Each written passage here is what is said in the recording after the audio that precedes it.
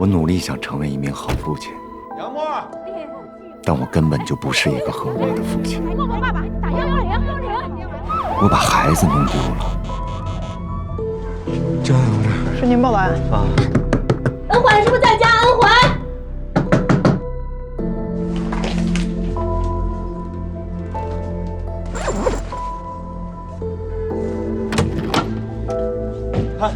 你看看有什么？也许更早以前，我就把孩子弄丢了。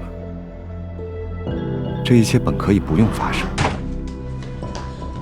你说他下楼了，我在单元楼门口没看见他。在楼道里又不在家，他在哪？在哪？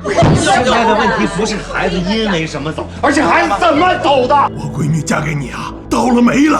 现在倒好，外孙子也丢了。你还有脸吗你？我说，爸爸撒谎了。这周末你该带我们去了。还有工作，爸没时间。爸骗人！可是，我无数次忽视了小莫的心声，我无数次忽略了小莫的失落。如果不是我们用爱绑架了小莫，这一切都不会发生。失去了，才会知道这是切肤之痛。上周五呼噜丢的那天晚上，我看到默默跟一个陌生男人在楼下谈话。就这样是吗？杨默，我要找回小莫，我要找回逝去的孩子。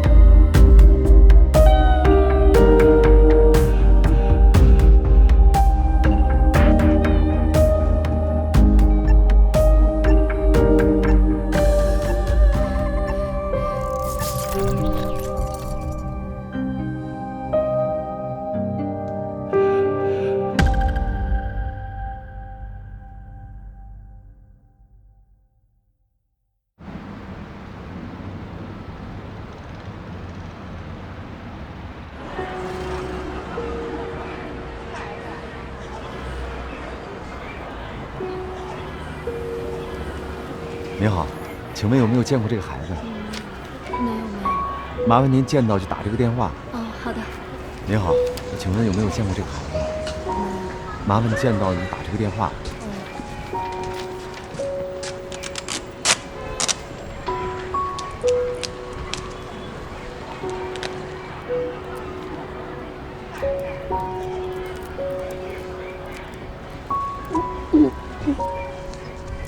来，歇会儿。没事。快去吧，累一天了。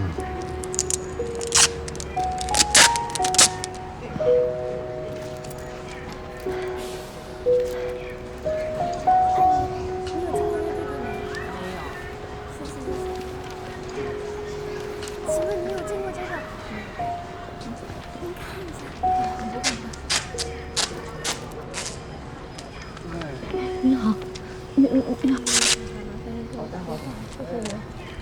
来，叔叔。谢谢安怀。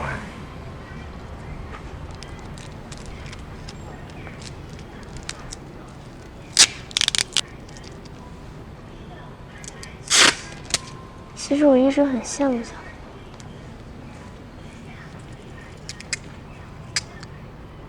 虽然你和陶阿姨有时候会吵架，但心里从来没有想过要离开对方吧。父母他们倒是从来不吵架，在家里他们连一句话都不说。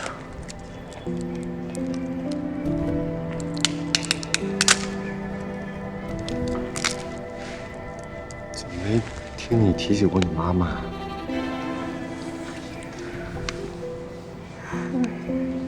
她走了以后，就再没见过了。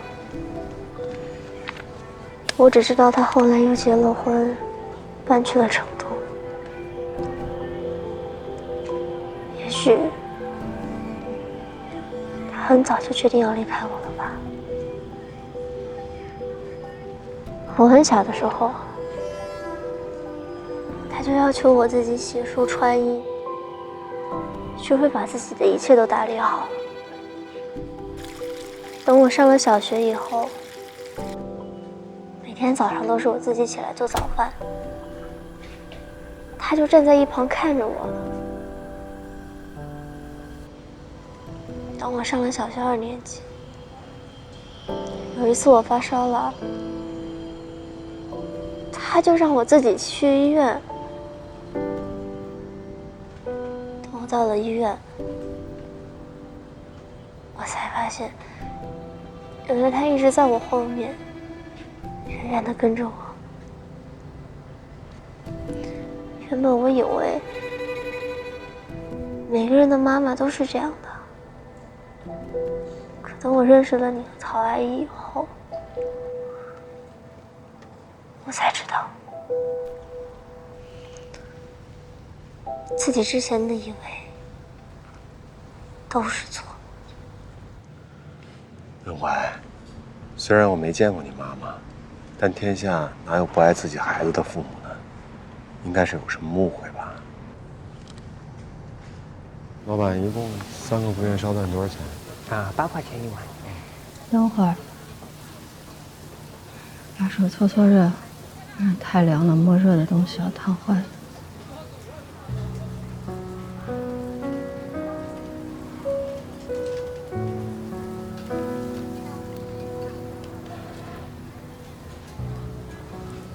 陶阿姨，对不起。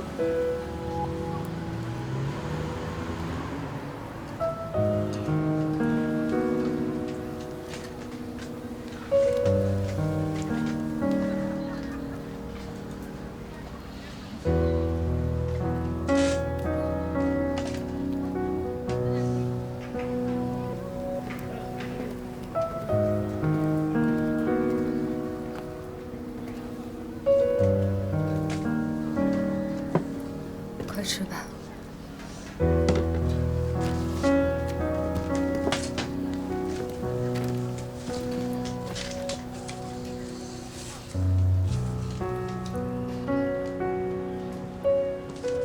老板，3碗桂圆烧蛋。刚吃完饭嘛，你怎么又吃上了？你看你那肚子都胖成啥样了都。今天冬至嘛，一家人一块吃碗桂圆烧蛋，团团圆圆的，多好啊！是不是，老板？是啊，团团圆圆。啊，那行吧，来3碗吧。来3碗是吧？别吃了。不知道问我，吃东西了。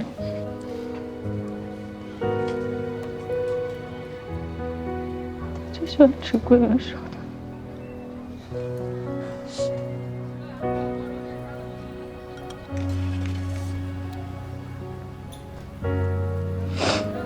都是我把他逼走了。怪我，是我答应他的事我没做到。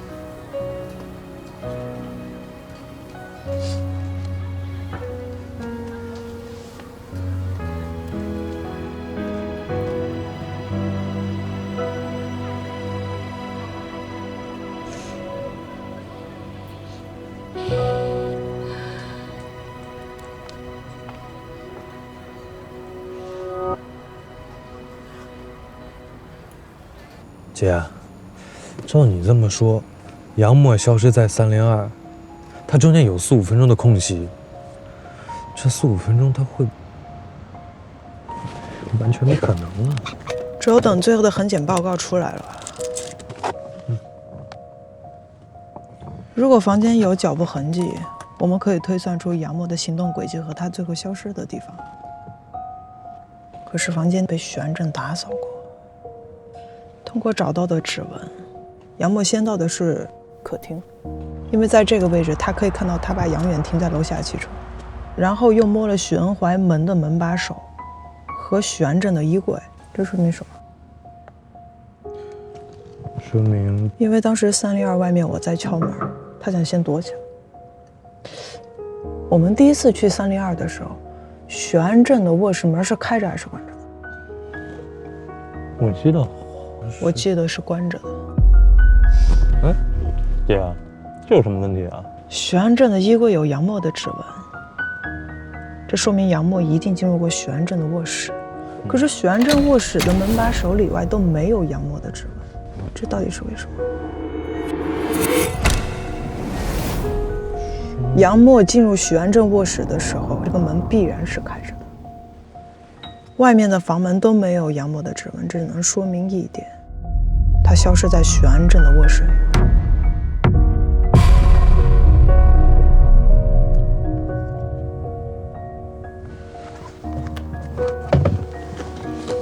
喝口水吧，姐。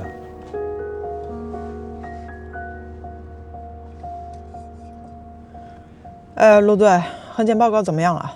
哪有这么快呀？你帮我先查一下许安正卧室的门把手指纹，我里外都要。知道了。怎么说？出来了吗？没有那么快。那咱现在就这么干等着？我也没有时间浪费了，我要去302再检查一次。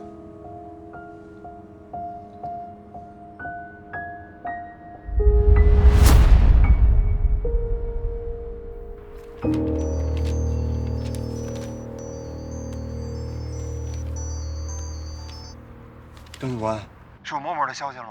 恩怀在你旁边吧？跟我们在一起呢。你们回青兰院需要多久？15分钟吧。你赶紧带恩怀回来，我在楼下等你们。你们是有什么发现吗？我没时间跟你解释，赶紧回来吧。恩怀，杨叔叔，张警官好像怀疑默默的失踪跟我爸有关。你为什么这么说？他之前问过我，他说我爸最近有没有什么反常的举动。他有吗？我不知道，最近他都很忙，我都没怎么跟他说话。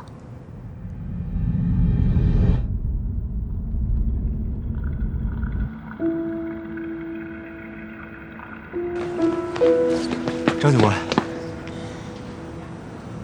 我们上去吧。走。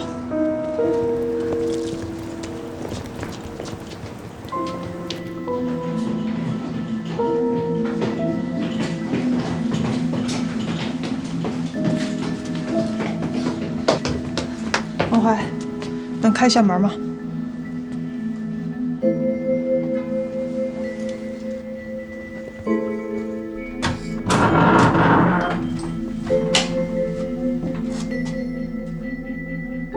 你们先在外面等会儿，我先进去看看。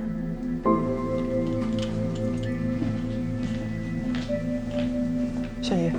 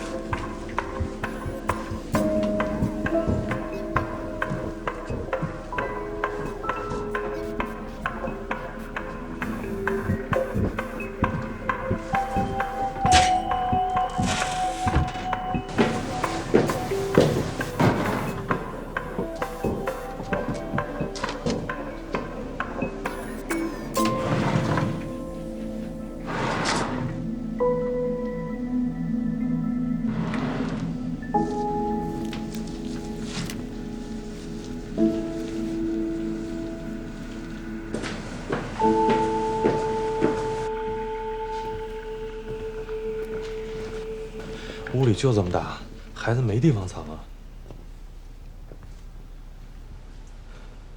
欧怀，住在这家里的，真的只有你和你爸2个人吗？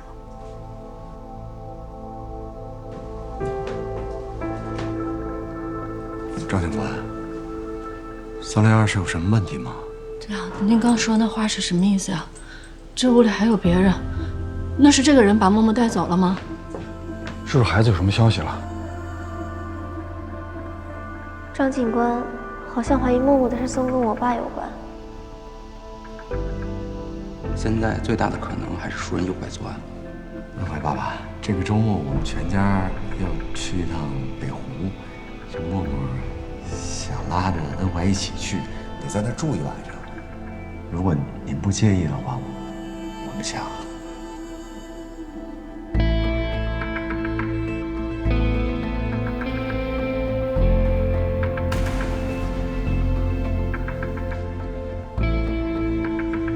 恩怀爸爸，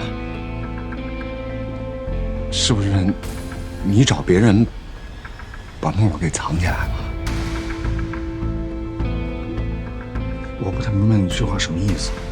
不是，你有什么事你冲我来呗。我知道我可能做了什么让你介意的事情。我和我太太，我们可能自以为是了。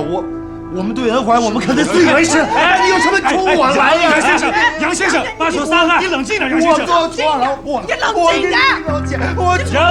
杨先生，来，你把默默还给我，你把。起来，杨远，冷静一点。冷静一点。杨先生，你听我说，同为父亲，我很能理解你的心情，但是从任何角度上来说，我都没有理由把杨默藏起来，更别说什么找别人了。杨远，你现在这样我非常能理解你，但是你这样会耽误我们办案，你会影响我们找孩子。对不起啊，对不起啊，我们不会影响你们的。如果有任何新的线索，麻烦你们第一时间通知我们，好吗？好吗？谢谢啊，实在对不起，抱歉。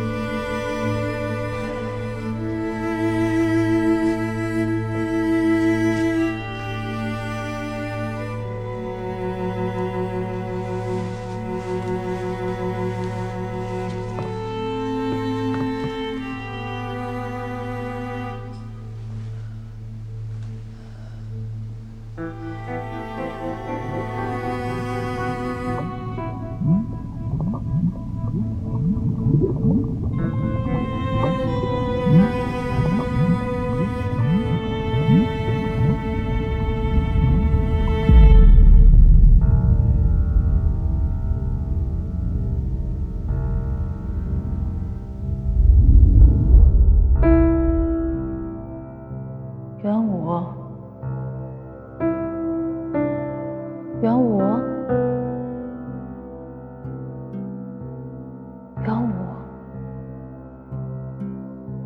武，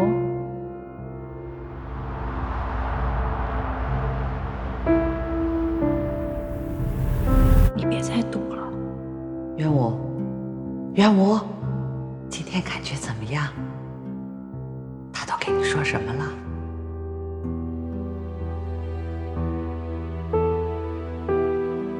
小梅是一个听话又懂事儿的孩子，你可要好好待他呀。还是因为我做的不够好，没有办法像你妈那样，把你当成另外一个自己。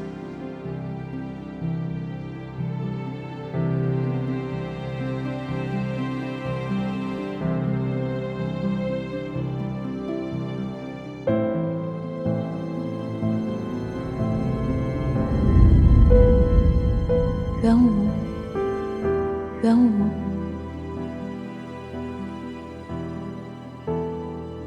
元武，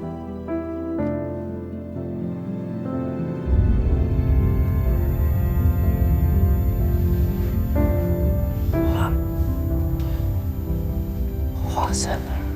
好了，没事，看到了，快睡会儿，别想了。睡会儿啊。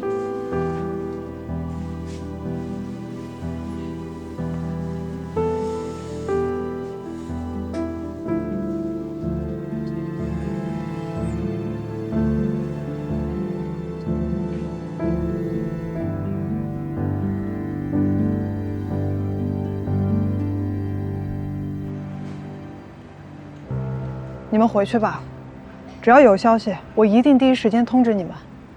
手机保持24小时畅通就好，好吧？好，谢谢。谢谢。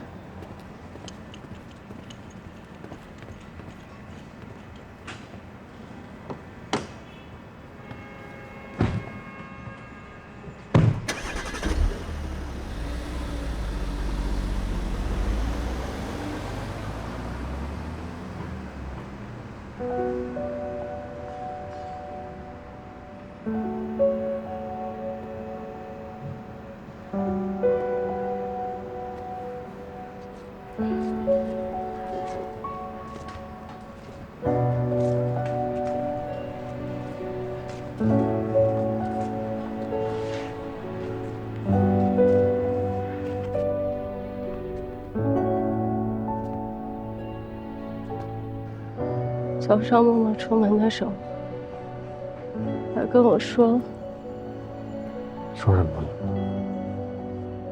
妈妈再见。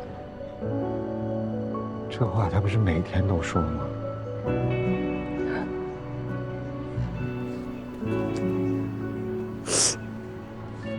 默默不会有事儿，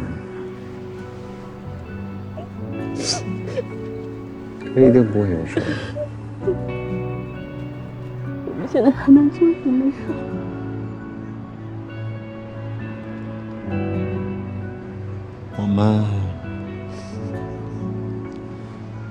我们回家。默默回来的时候，家里不能没人啊。哎，陆队，主要是门把手上指纹结果出来了没有？行，那结果出来立马告诉我。走，城东。城东？去见一下许安怀的妈妈。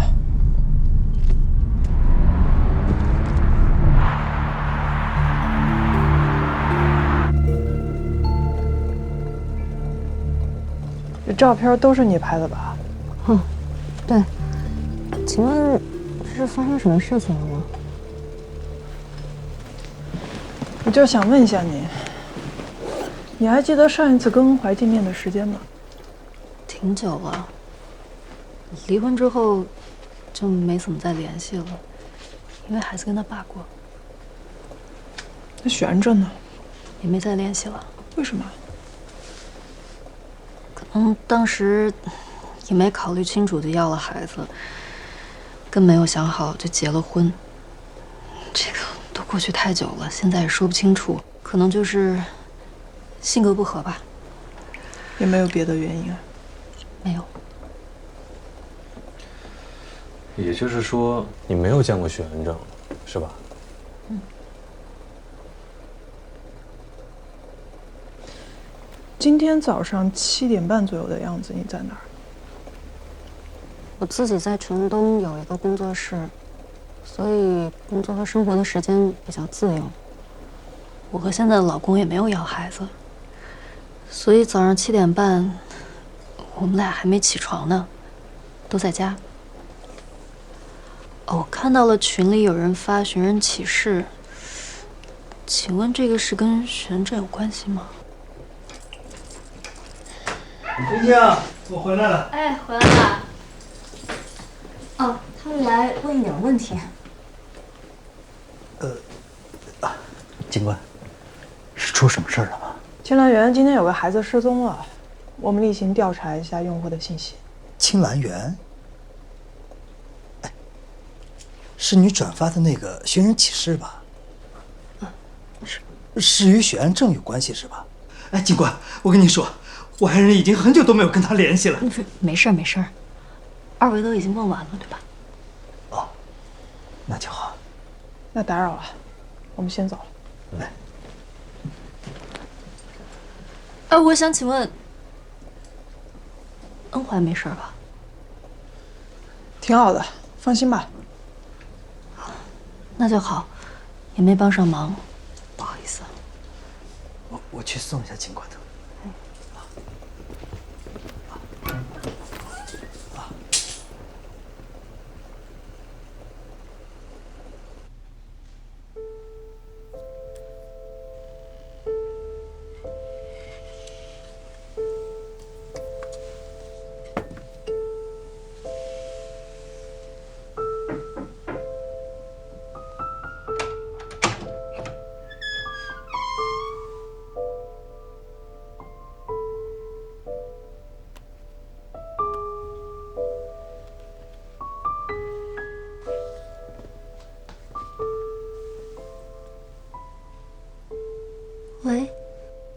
喂，恩怀，你没事吧？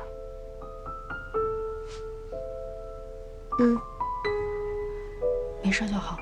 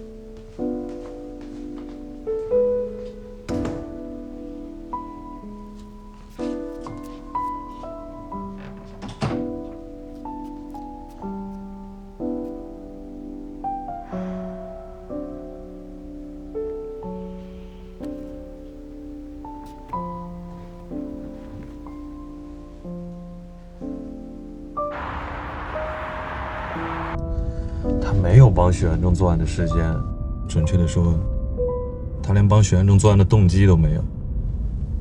他们俩太久没见了，而且以前的事儿，他好像也不太愿意多说。喂，结果出来了。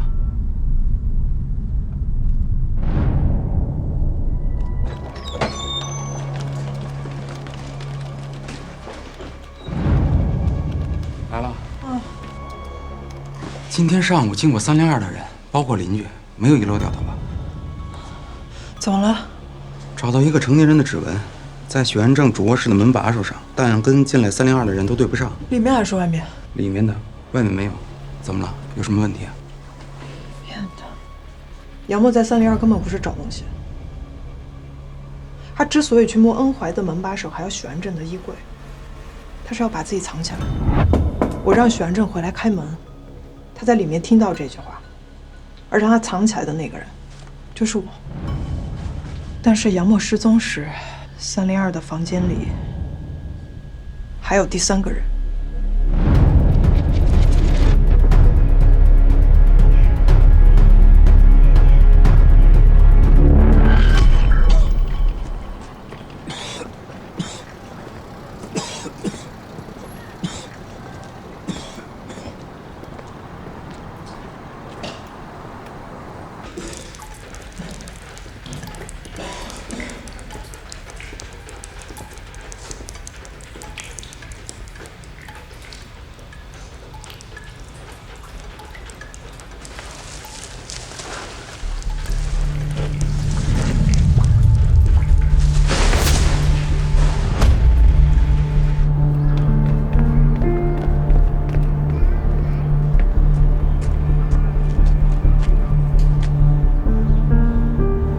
是有名片吗？有需要你联系我。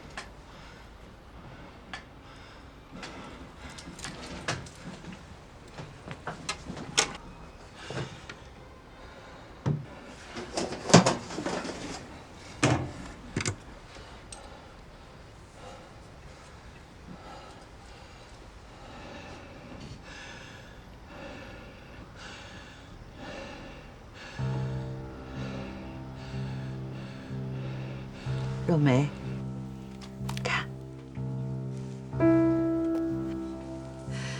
我们那辈人呐，结婚讲究送金戒指。元武他爸攒了半年的钱，你看，给我买了个金戒指。你们现在年轻人呀，不讲究这个了，现在家庭条件也好了，妈就送你们一对钻戒，你可别嫌这个戒面上的石头小啊。会，谢谢妈。快戴上试试。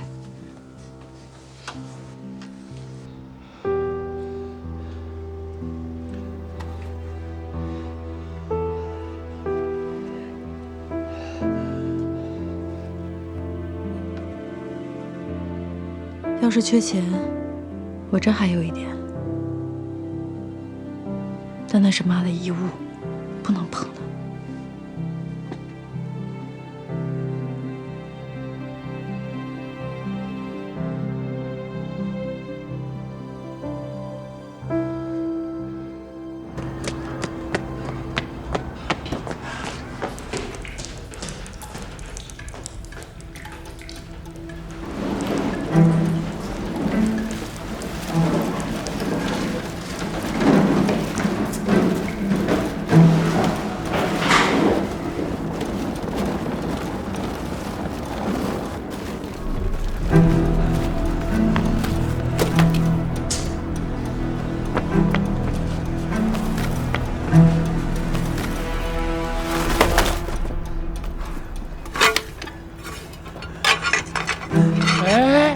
你干嘛拿我东西啊？我的，什么你的？谁捡着是谁的？你懂不懂规矩？你还给我！我买的。这什么你买的？你还我！不是。哎，不至于，不至于。你看好啥，你就拿啥。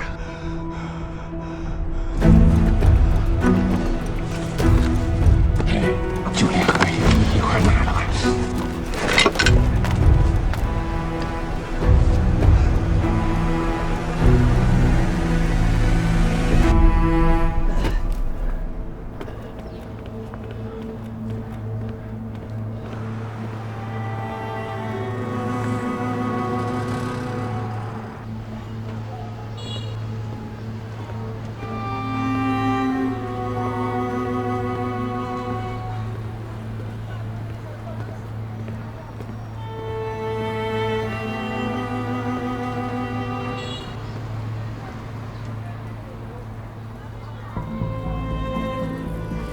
举报的说这里开多久了？有3个多月了。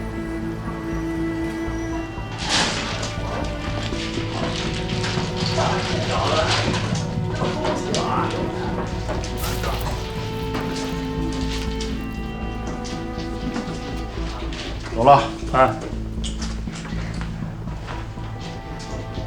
老板来了。这样得把账收了啊。好。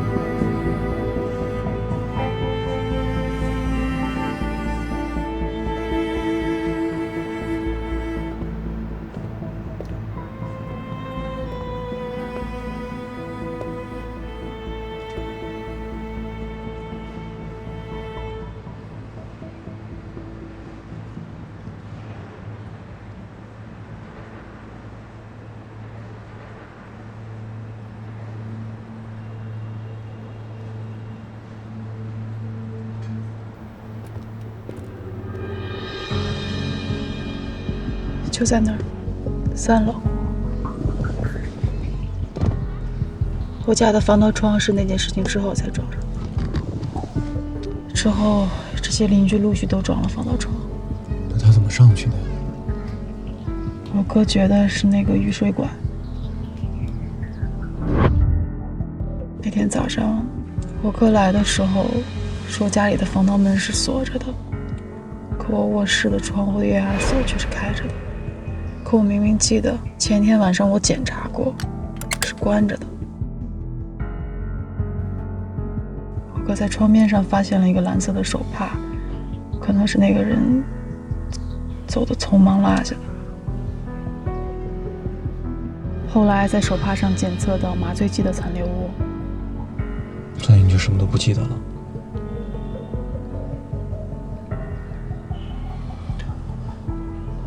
我们过去看看吧。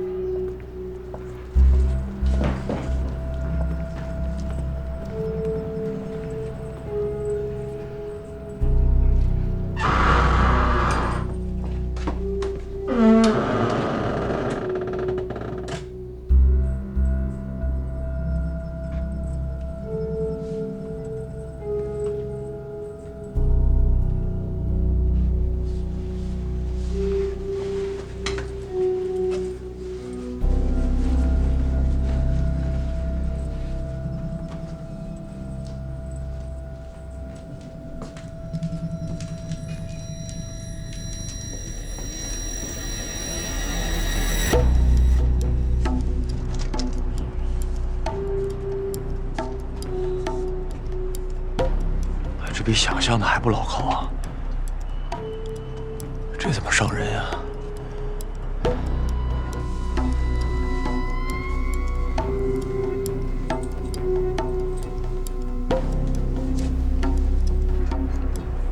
你想一想啊，这跟咱体育课爬杆可不太一样。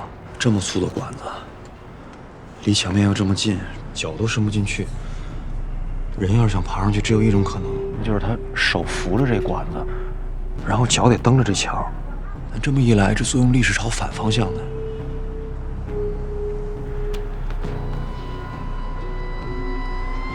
我明白你的意思。要这上面钉子全是松的话，这根管子根本吃不上力。但万一是个惯犯，很可能有咱们想不到的工具。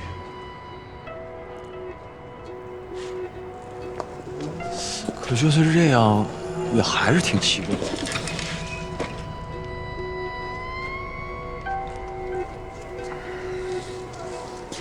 船都对面看了吧？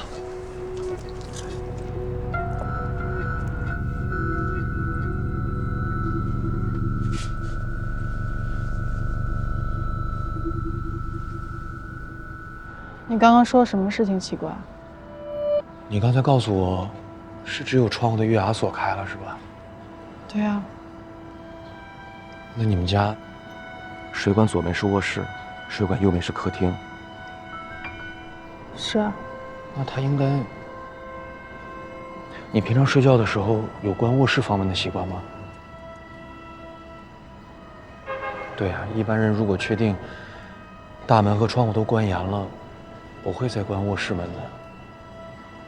那样的话，他应该先跳进客厅，再走进你的卧室，这样吵醒你的几率才最小嘛。对啊，要是用工具开窗的话，动静应该不小。我得再跟你确认一下，那天晚上你确实一点感觉都没有。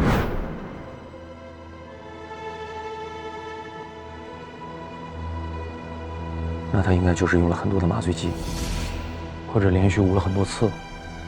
我还得再确认一下，窗沿边留下的是手帕而不是毛巾。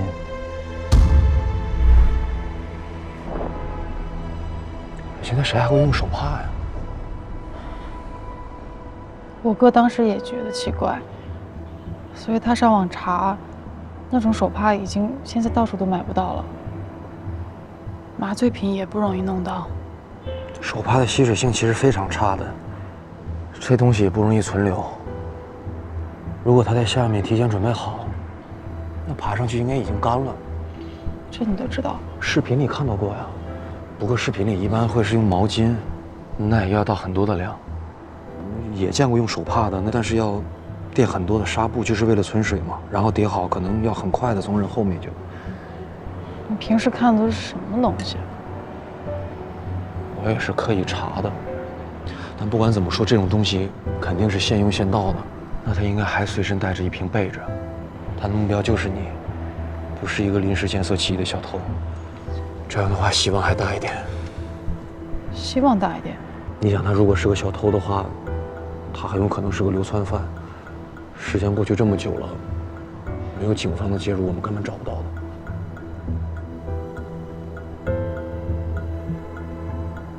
你是那种一旦认定一个方向就会查到底的人吗？是的。那所以他应该一直关注你很久了。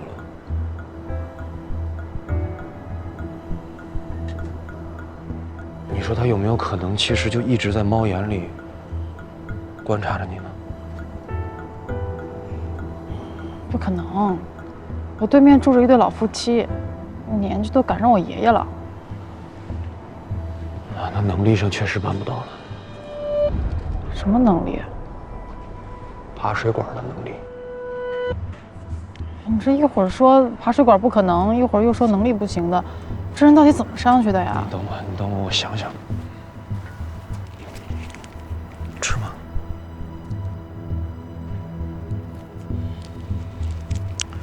我还是觉得，如果现在我们能够进到房间里，看一看水管的上部，可能会有新的线索。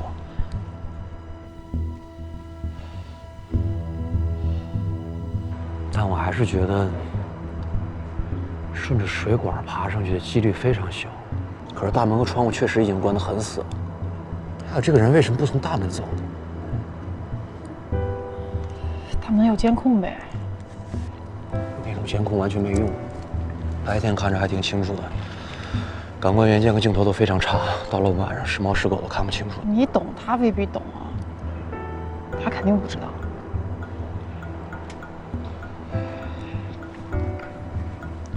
我们还是得上楼看看。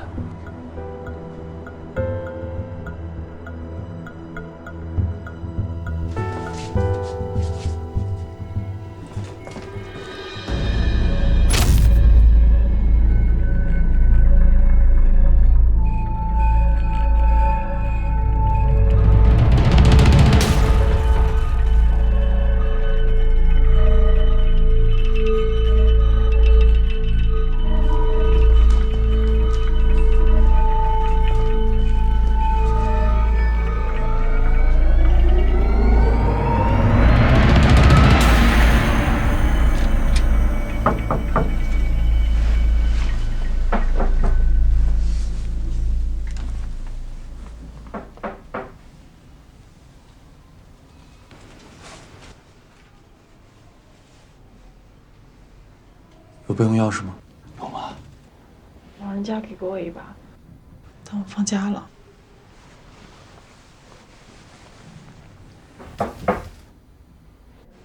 能点吗？明天把钥匙拿着。不行。行。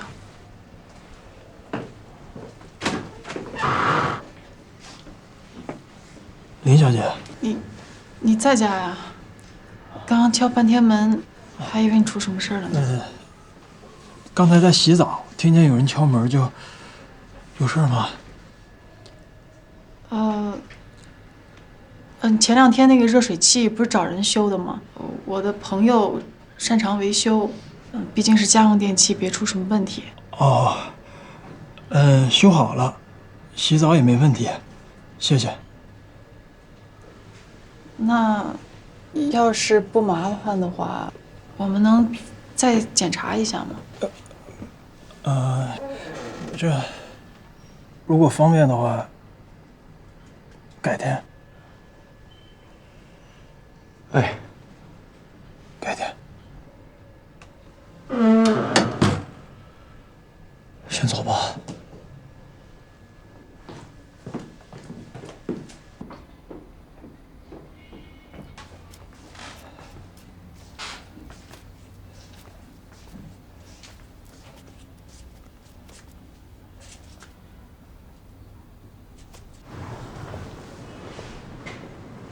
怎么办？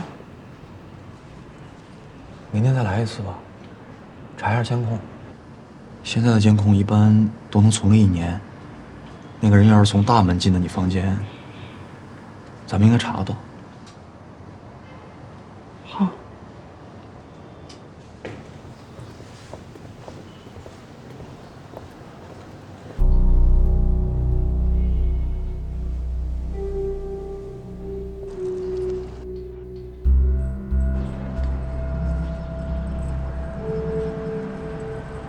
怎么了？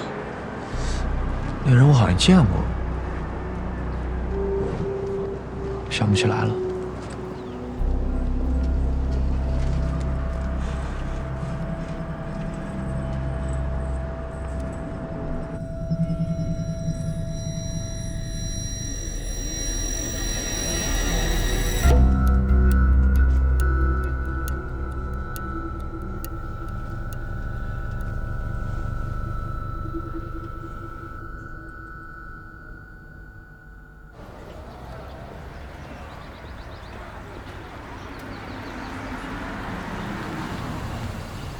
我先下去买点东西。我陪你去吧。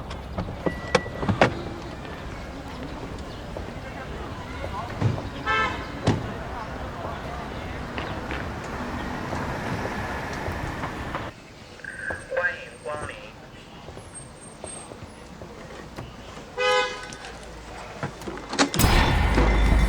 不好意思。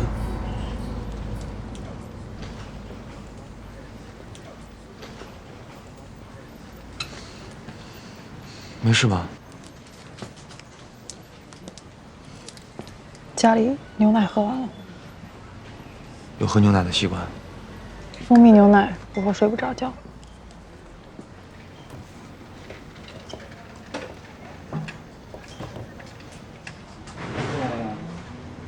35。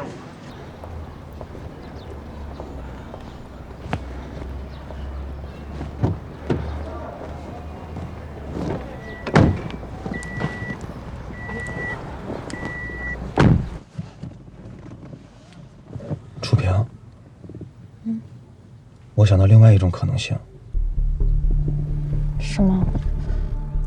你当时被送到医院之后，有没有做过检查，判断过身体里是否真的吸入了过量的麻醉剂？没有啊，这还用检查吗？不然我怎么晕倒的？可能。什么意思啊？我总觉得那块手帕落在窗台上很刻意。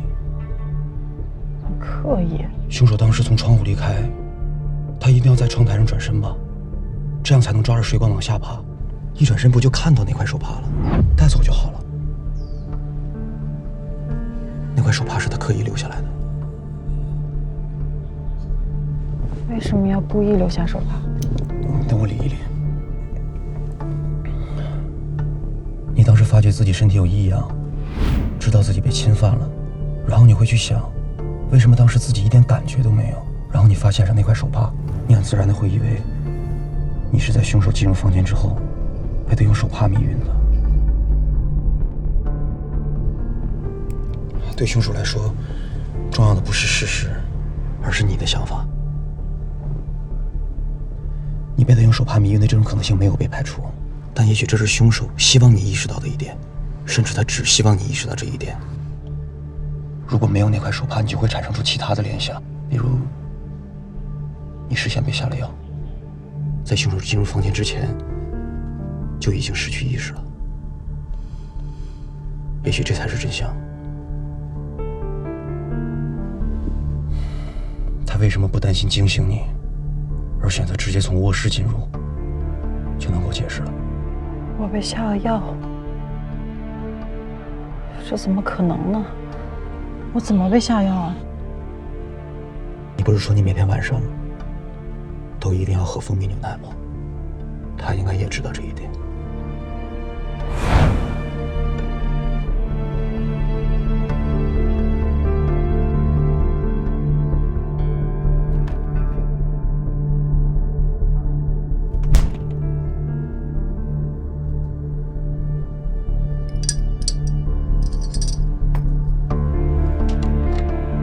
生活了如指掌。如果要从剩余的牛奶量判断出你的习惯，他应该来过很多次。在你上班的时候，从大门进来。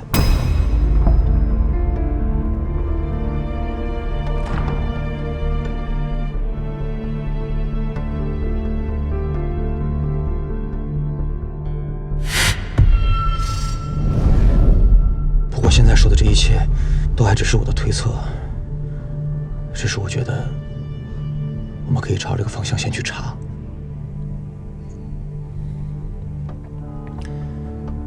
明天看完监控之后再说吧。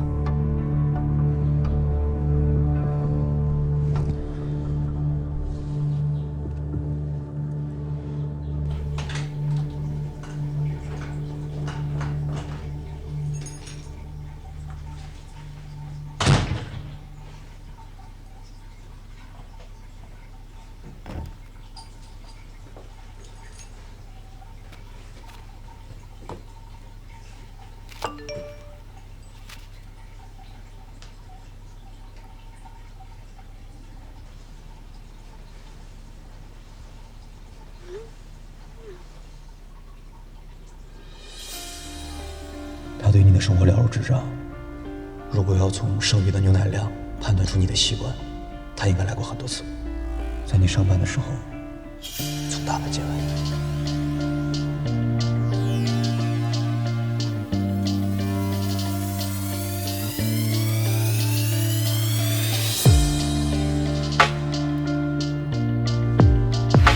新装修的房子啊，还是要经常打开窗户通风。哎呀，你就别忙活了。也不知道为什么，你非要一个人搬出来住。那我总不能一辈子住爸妈家吧？那麻烦你也找一好点的小区啊，哪怕我跟你嫂子多添点钱也无所谓。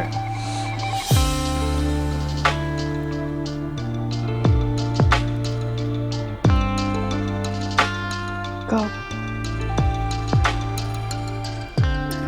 我们还是回家吧。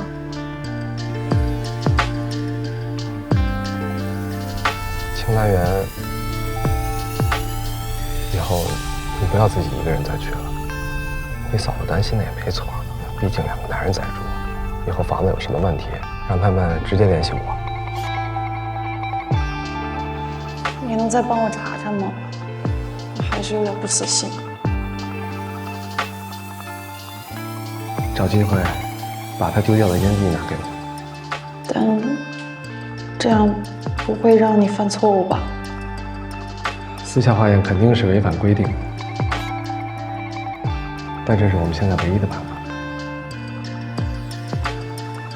对不起啊，哥。对不起什么？又让你这么为难。什么话呀？要不找到那个人，让他受到应有的惩罚，这件事情在你心里就永远过不去。而且就算你能过去，我也帮不了。